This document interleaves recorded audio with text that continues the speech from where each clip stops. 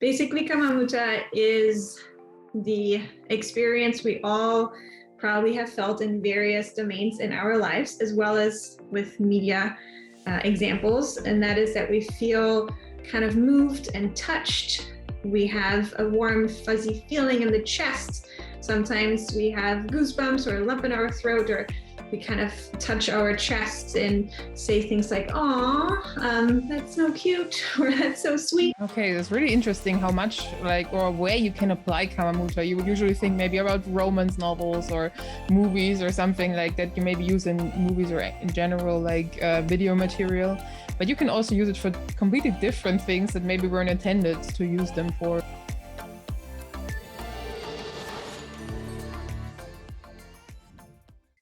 There's Thomas coming. Oh my gosh, you see? Oh wow, okay. Yeah. Now these are all the questions you can ask, all the social psych questions are for him. Hi,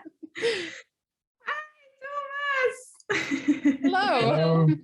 Sorry for joining so late. I was in a different meeting. No problem. We're actually about to wrap it up, but I don't know. Maybe you can also say something about Kamamuta in the chapter if you want to wrap up the whole interview. Well, maybe say the one question that you discussed the most so far. Yeah, there were actually some very more psychology questions. I was like, question mark. So one was related to if Kamamuta differs in collectivistic versus individualistic cultures. Have you guys done anything with that, or have you have an idea? No. Not really. I mean, we have this one study with 19 countries, and there were samples from Japan and China, if I remember correctly, and there was nothing substantially different. My guess is that the targets would differ, right? So, like, whom you would experience Kamamuta with, if these cultural differences make you relate to different people in different ways, and probably they would somewhat determine who you have sharing relations with, then that would also determine to some degree where you moved, how often you moved, with whom you moved, etc.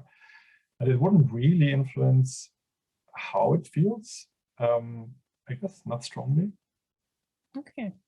And it's impressive that a lot of our stimuli actually come from collectivist cultures. So, and like whatever we've seen there works perfectly here. So, like these stories from Japan with dogs that follow you for many, many kilometers and try to find their master.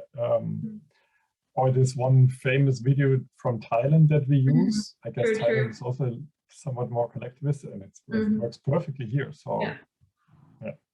Right. Yeah, maybe there's like a really close connection then between these cultures that make it so that we can actually use these kind of elements that come from collectivistic cultures and make them really well working for us too. So that it's really interconnected as well. That's really interesting, yeah. Totally. And then another question they had was about personality traits that would be negatively correlated with Kamamuta. Like, for example, psychopathy or narcissism, for example. Yeah, we ourselves have one unpublished data set that a student project collected, and then some Polish colleagues also collected data on exactly that question. I think it's not published as far as I know. Well, at least what we found is that the more psychopathy traits, yes, the less Kamamuta you typically experience, and the same was true for Machiavellism. Interestingly, we did not find this for narcissism. It even kind of looked the other way around. Oh, really? Okay. And our explanation at the time was that like narcissists can kind of feel Kamamuta with themselves. So that narcissism doesn't need to, apparently doesn't hinder that. So you can have that. That's also really interesting, maybe for also future research, like that also focuses on that relation, that maybe narcissism isn't really that big of a problem when it comes to Kamamuta. Maybe it's just experienced differently in a way. that could also be true. Where I wonder then the effects of that, right? So does the narcissist versus not narcissist both experience kama muta, but then the extension of kama muta in terms of prosociality, helping, connecting, whatever, wouldn't apply in those for those personalities. Yeah, I don't remember like what we actually measured, whether we showed them stimuli and measured, or whether we asked them how often they have this, etc. And so I couldn't confirm that. Yeah, no, interesting questions. I feel like there was one other one where I was totally like the evolutionary one, maybe that's like a big thing. Like, is there an evolutionary background that actually makes people or social animals in general feel kama muta? They were like also really interested in this kind of topic.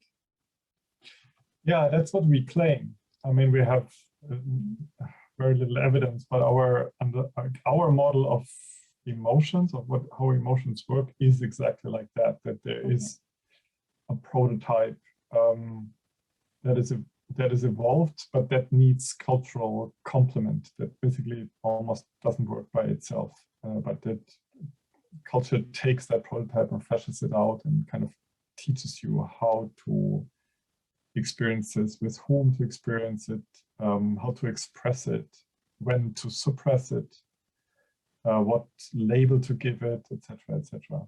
So we kind of learn to have that emotion in certain kinds of movies and with music and in certain types of social situations. But it always kind of looks similar, and that's how the prototype is used. Now the question about the animals is difficult. So we think kama muta grows out of maternal bonding behavior. But I mean, this is pure speculation, and it doesn't mean that animals have something exactly like kama muta, right? So animals also don't have the same quality of guilt and shame, probably. I mean, dogs seem to perform something similar, but who knows? So probably like the way we define kama muta has an evolutionary basis, but it doesn't exist in animals in the same way, which is not surprising because like humans over the last, I don't know, 2 or 3 million years really came up with a new kind of socializing with each other, like really in an extraordinary way that no other mammal does. So I wouldn't be surprised that like we really removed this part of socializing very far from our previous ancestors.